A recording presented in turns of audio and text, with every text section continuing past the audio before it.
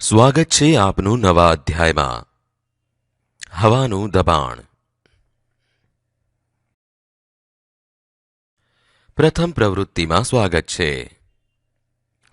હવા શોષક બૂચને કાચ પર ચોંટાડી તેના દ્વારા હવા દબાણ કરે તે સાબિત કરવું. વર્ણન. નીચે દર્શાવેલ હેતુ અને સાધનોની નોંધ કરો. હેતુ: રબરના હવા શોષક બૂચને કાચ પર ચોંટાડી તેના દ્વારા હવા દબાણ કરે છે તે સાબિત કરવું. સાધનો: રબરનો હવા શોષક બૂચ અને સાદો કાચ. પદ્ધતિ: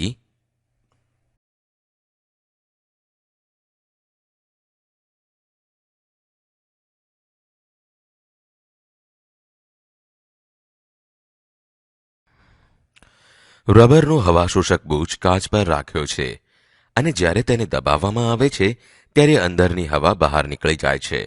આથી અંદરની હવાનું દબાણ ઘટે છે, જ્યારે બહારની હવાનું દબાણ તેના અંદરના ભાગ કરતાં વધારે હોવાથી હવા શોષક બૂચ કાચ પર ચોંટી જાય છે.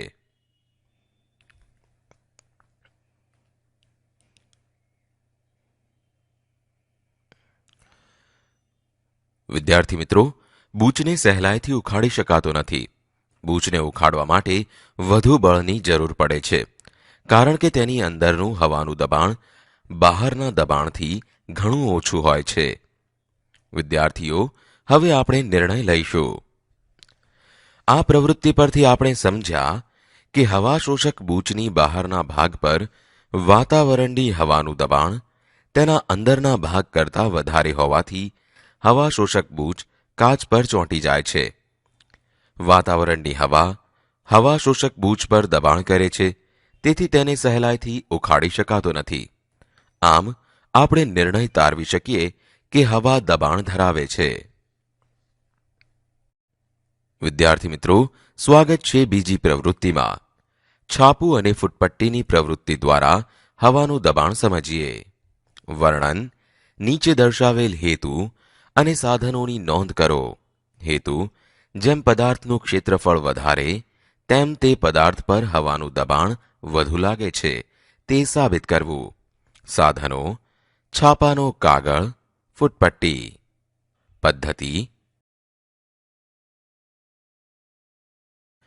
છાપાના કાગળની 4-5 ગળી કરવામાં આવે છે.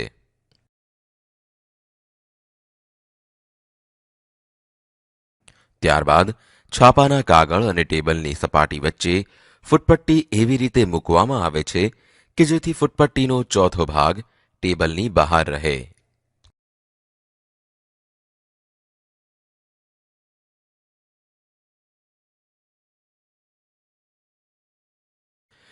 હવે જ્યારે આપણે ફૂટપટ્ટીને હાથ મારીએ તો છાપું સરળતાથી ખસે છે કે ઉપર ઉઠે છે.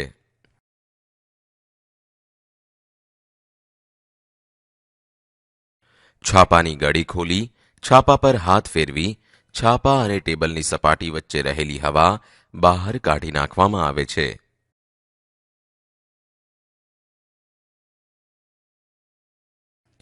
ત્યારબાદ છાપાના કાગળ અને ટેબલની સપાટી વચ્ચે ફૂટપટ્ટી એવી રીતે મૂકી છે કે જેથી ફૂટપટ્ટીનો ચોથો ભાગ ટેબલની બહાર રહે.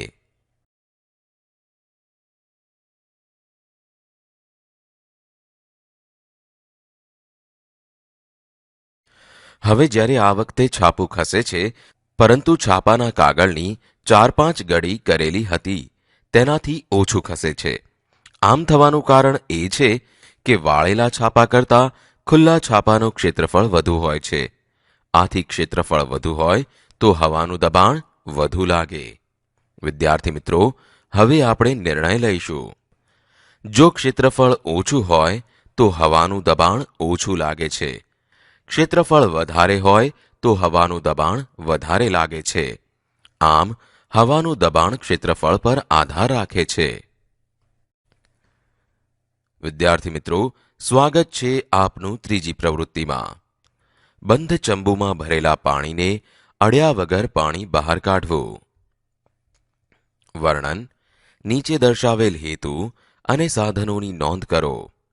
હેતુ: બંધ ચંબુમાં ભરેલા પાણીને અડ્યા વગર પાણી બહાર કાઢવું. સાધનો: ચંબુ, રબરનો એક કાણાવાળો બૂચ, કાચની નળી, ઠંડુ પાણી અને મીણબત્તી. પદ્ધતિ: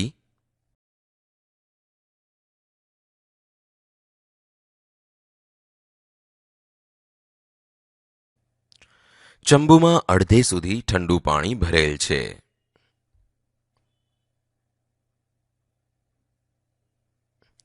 રબરના એક કાણાવાળા બૂચમાંથી કાચની નળી પસાર કરવામાં આવે છે અને નળીનો નીચેનો છેડો પાણીમાં ડૂબેલો રહે તે રીતે ચંબુને બૂચ વડે હવાચુસ્ત બંધ કરેલ છે.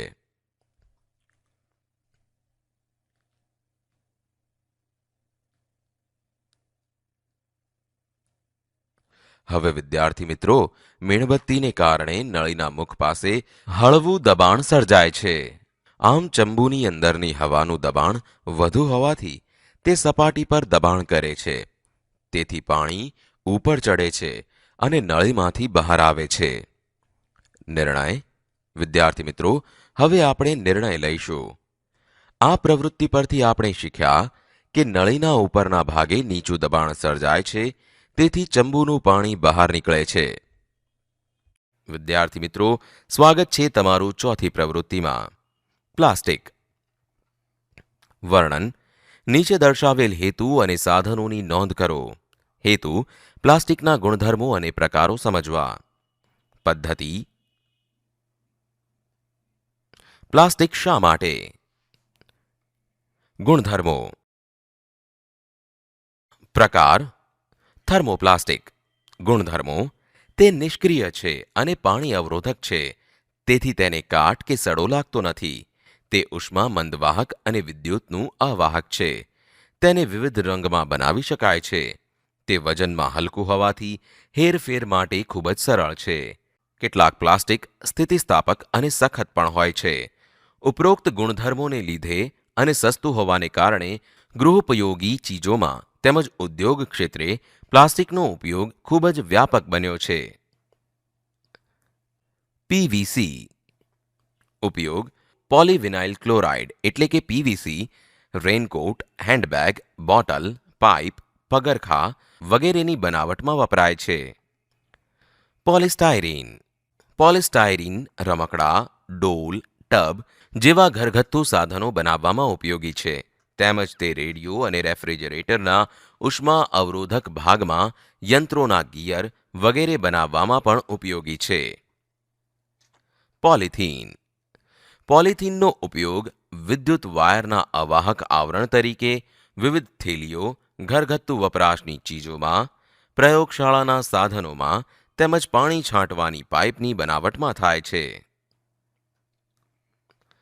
Thermosetting plastic. બેકેલાઇટ. બેકેલાઇટનો ઉપયોગ ટેલિફોન, લાઇટની સ્વિચ, ઇલેક્ટ્રોનિક સાધનો બનાવવામાં થાય છે. Melamine. Melamine crockery, unbreakable cup રકાબી, વિવિધ પ્રકારની ટ્રે, વિમાનના એન્જિનના કેટલાક ભાગો વગેરેની બનાવટમાં ઉપયોગી છે. ધ્યાન આપો. પ્લાસ્ટિકનું કુદરતી રીતે વિઘટન થતું નથી, માટે તે હવા, પાણી અને જમીનને પ્રદૂષિત કરે છે. નકામા પ્લાસ્ટિકને સળગાવવાથી ઝેરી વાયુઓ ફેલાય છે, જે સ્વાસ્થ્યને નુકસાન કરે છે. નકામી પ્લાસ્ટિકની થેલીઓને ક્યારેક પશુઓ ખોરાક સાથે ખાઈ જવાથી મૃત્યુ પામે છે. ખાદ્ય પદાર્થનો સંગ્રહ કરવા પ્રતિબંધિત કરેલ પ્લાસ્ટિકની થેલીઓનો ઉપયોગ કરવો જોઈએ નહીં. 20 માઇક્રોનથી પાતળા હોય તેવા પ્લાસ્ટિકનો ઉપયોગ પર પ્રતિબંધ મૂકવામાં આવેલ છે. રિસાયકલિંગ કરેલા પ્લાસ્ટિકનો ખાદ્ય પદાર્થના પેકિંગ માટે ઉપયોગ કરવો હિતાવહ નથી. હવે મિત્રો, આપણે નિર્ણય લઈશું. આ પ્રવૃત્તિ પરથી આપણે સમજ્યા કે ખનિજ તેલની કુદરતી વાયુ સાથેની રાસાયણિક પ્રક્રિયાથી પ્લાસ્ટિક બનાવવામાં આવે છે. વિવિધ ગૃહોપયોગી ચીજોમાં તેમજ ઉદ્યોગ ક્ષેત્રે પ્લાસ્ટિકનો ઉપયોગ ખૂબ જ વ્યાપક બનેલો છે.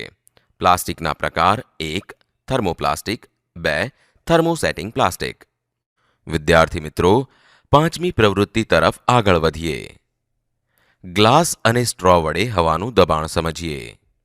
વર્ણન: નીચે દર્શાવેલ હેતુ અને સાધનોની નોંધ કરો. હેતુ: ગ્લાસ, પાણી અને સ્ટ્રો વડે હવાનું દબાણ સમજીએ. સાધનો: ગ્લાસ, સ્ટ્રો, કાણું પાડેલી સ્ટ્રો, પાણી. પદ્ધતિ: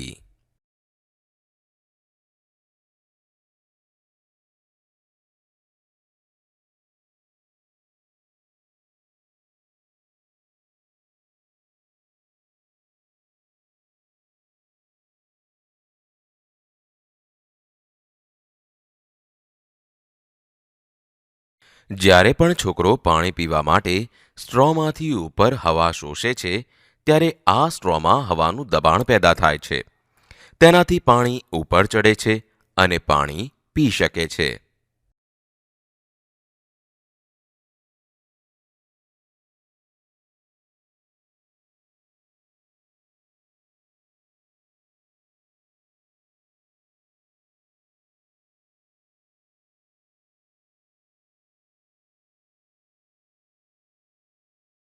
ત્યારબાદ જ્યારે પાણી પીવા માટે કાણું પાડેલી સ્ટ્રો વાપરવામાં આવે છે, ત્યારે સ્ટ્રોના કાણા વાટે સ્ટ્રોમાં હવા દાખલ થાય છે.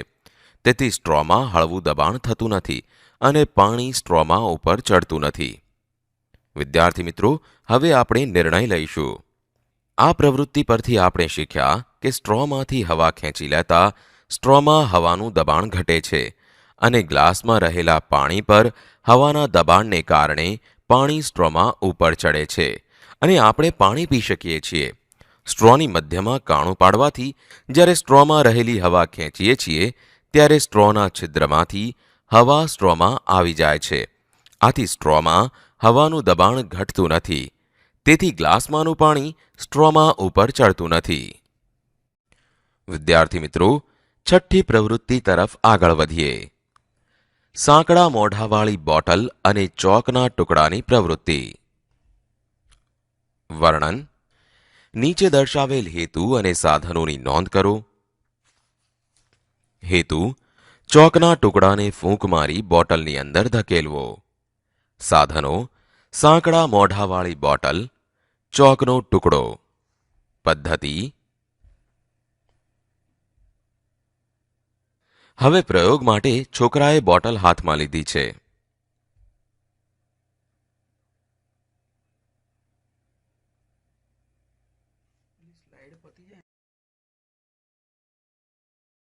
ચોકના ટુકડાને બોટલના મુખમાં મૂક્યો છે. ફૂંક મારવાથી બોટલમાં વધુ હવા ભરાવાથી તેમાં હવાનું દબાણ વધે છે. આથી હવા બહારની તરફ ધક્કો પેદા કરે છે. તેથી ચોકનો ટુકડો બોટલમાં અંદર ધકેલાતો નથી, પરંતુ બહાર નીકળી જાય છે.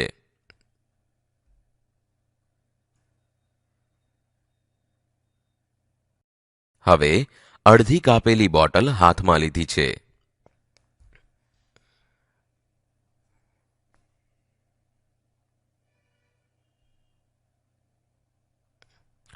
ચોકના ટુકડાને બોટલના મુખમાં મૂક્યો છે. બોટલના મુખમાં ફૂંક મારવાથી એક જ દિશામાં હવા દબાણ લગાવે છે અને આ દબાણની અસર હેઠળ ચોકનો ટુકડો ફૂંક મારનારની સામેની બાજુથી નીચે પડી જાય છે. વિદ્યાર્થી મિત્રો, હવે આપણે નિર્ણય લઈશું. આ પ્રવૃત્તિ પરથી આપણે શીખ્યા કે ફૂંક મારીને ચોકનો ટુકડો બોટલમાં ધકેલી શકાતો નથી, પરંતુ બહાર નીકળી જાય છે. વિદ્યાર્થી મિત્રો, સ્વાગત છે સાતમી પ્રવૃત્તિમાં. ઢાંકણવાળી પ્લાસ્ટિકની બોટલ, ગરમ પાણી અને ઠંડુ પાણીની પ્રવૃત્તિ. વર્ણન: નીચે દર્શાવેલ હેતુ અને સાધનોની નોંધ કરો. હેતુ: હવા ચારે બાજુથી દબાણ કરે છે તે સાબિત કરવું. સાધનો: ઢાંકણવાળી પ્લાસ્ટિકની બોટલ, ગરમ પાણી, ઠંડુ પાણી. પદ્ધતિ: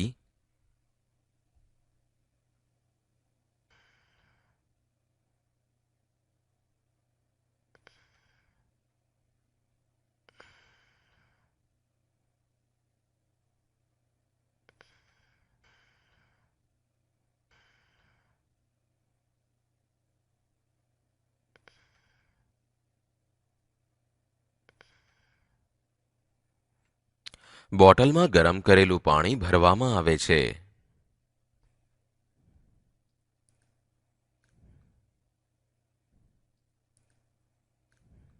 હવે બોટલને હવાચુસ્ત રીતે બંધ કરવામાં આવે છે.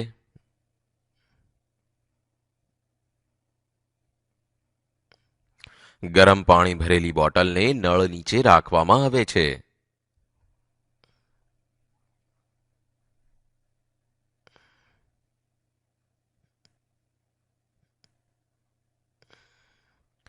બોટલ પર ઠંડુ પાણી રેડતા અંદરની હવા અને વરાળ ઠંડી પડીને સંકોચાય છે.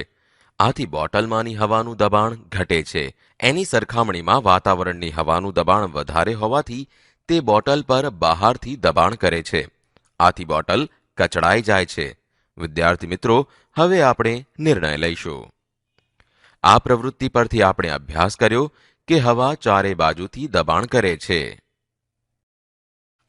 વિદ્યાર્થી મિત્રો, 8મી પ્રવૃત્તિમાં સ્વાગત છે. રબરનો ફુગ્ગો ફુલાવવાની પ્રવૃત્તિ.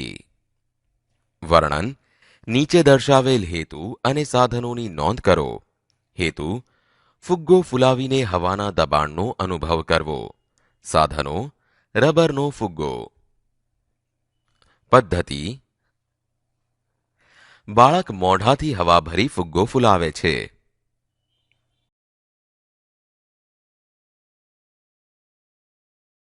ફુગ્ગામાં ભરવામાં આવેલી હવાના અણુઓ ફુગ્ગાની અંદરની દિવાલ પર દબાણ આપે છે. તેથી ફુગ્ગો ફૂલેલો રહે છે. જો ફુગ્ગામાં વધારે હવા ભરવામાં આવે તો તેની અંદરની હવાનું દબાણ બહારની હવાના દબાણ કરતાં ખૂબ વધી જાય છે. તેથી ફુગ્ગો ફૂટી જાય છે અને અંદરની હવા બહાર નીકળી જાય છે. વિદ્યાર્થી મિત્રો, હવે આપણે નિર્ણય લઈશું. આ પ્રવૃત્તિ પરથી આપણે શીખ્યા કે ફુગ્ગામાં ફૂંક મારવાથી ફુગ્ગો ફૂલે છે.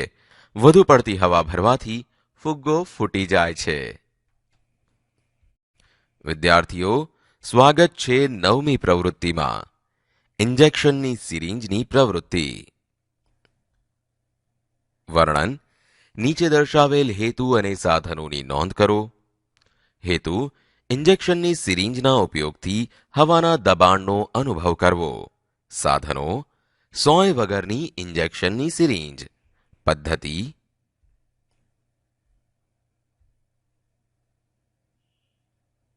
સિરિંજને હાથમાં લઈને આંગળી વડે તેનો આગળનો ભાગ બંધ કરવામાં આવે છે.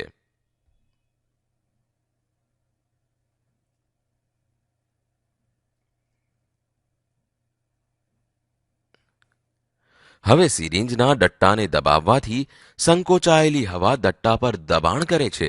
તેથી તે દટ્ટાને અમુક હદ સુધી આગળ આવવા દેતી નથી. આથી દટ્ટાને પૂરેપૂરો દબાવી શકાતો નથી. દટ્ટાને વધુ દબાવતા અંદરની ઘેરાયેલી હવાનું દબાણ ખૂબ વધી જાય છે.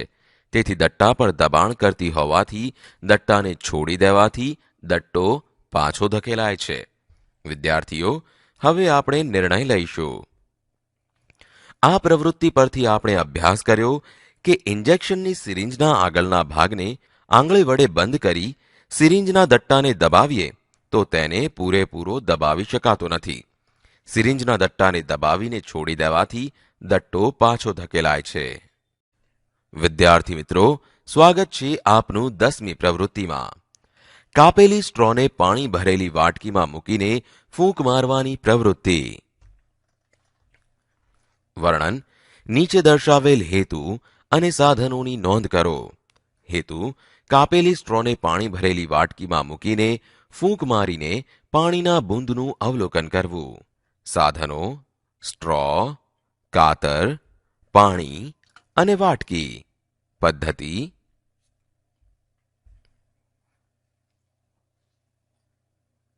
સ્ટ્રોને લેવામાં આવે છે.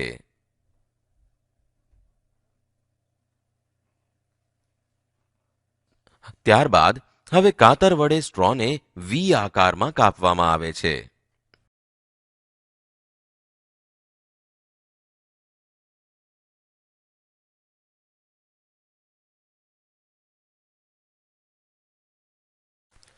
હવે જ્યારે હવા ફૂંકતા કાપેલા વિસ્તારમાં દબાણ હળવું બને છે અને વાતાવરણના આ હળવા દબાણને કારણે પાણી ઉપર ચડે છે અને જ્યારે તે કાપેલા ભાગ સુધી પહોંચે છે ત્યારે તેના નાના નાના બૂંદ ઉડે છે.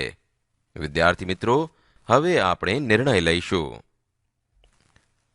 આ પ્રવૃત્તિ પરથી આપણે શીખ્યા કે આડી રહેલી સ્ટ્રોમાં ફૂંક મારવાથી ઊભી રહેતી સ્ટ્રોમાં હવાનું દબાણ ઘટે છે, તેથી પાણી ઉપર ચડે છે, જે ફૂંક સાથે નાના બિંદુઓ સ્વરૂપે ઉડે છે.